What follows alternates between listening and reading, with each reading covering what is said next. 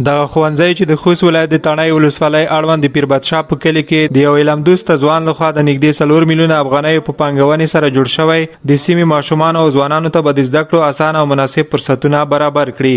دا نوښت په داسې حال کې ترسره کیږي چې په یاده سیمه کې د معیاري زده کړو اړتیا ورځ تر بلې زیاتیږي. خپله پانګونه او خپله سرمایه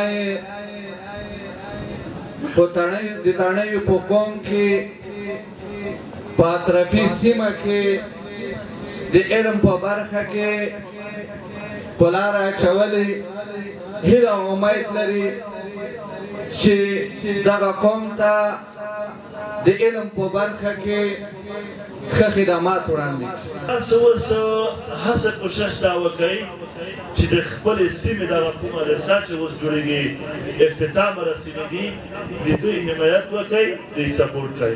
خپلې سیمه کې چې کوم ځوانان اوس برابر شوي دوی تعلیم وکړي هڅه وکړئ چې دغه نږدې رسادو دلته یې داخل کړئ. د دغې لیسې کې بعضې ستونزې مشکلات په توسې حل کېږي یکې همکاري ورسره وکړئ. د ښوونځي مسؤلین وایي د دې بنسټ د جوړېدو اساسي موخه دا ده چې د سیمې ماشومان په سالم او مناسب چاپیریال کې وروزل شي او د هیواد راتلونکي لپاره ښه چمتو شي. دا دلته یوه اړتیا وه د دې سیمې خلکو اړتیا وه او دې اړتیا ته په کتو موږ دغه ګام واخیسته او د کوهینور په نوم یو خصوصي ښوونځی هم رامنځته کړ. د رامنځته کېدو هدف دا و چې خلکو ته سالمه ښوونه او روزنه ورسیږي او خلک د وطن زده کوونکي داسې وروزلی شي چې هغوی د وطن هیلې پوره کړي. بل لور ته د سیمې زده کوونکي هم د دې ښوونځي پر پرانیستو خوښي څرګندوي او وایي چې اوس به وکولی شي په خپله سیمه کې د زده کړو له اسانتیاو څخه برخمن شي.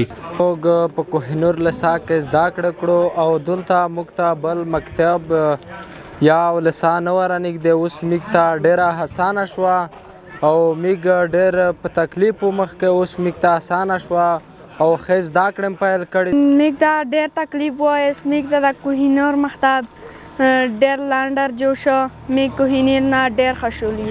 د یادونې وړ ده چې په خوست ولایت کې د خصوصي ښوونځیو پراختیا د پوهنې د ودې لپاره یو مهم ګام بلل کیږي چې کولی شي د زده کړو کچه لوړه او د ځوانانو راتلونکی روښانه کړي.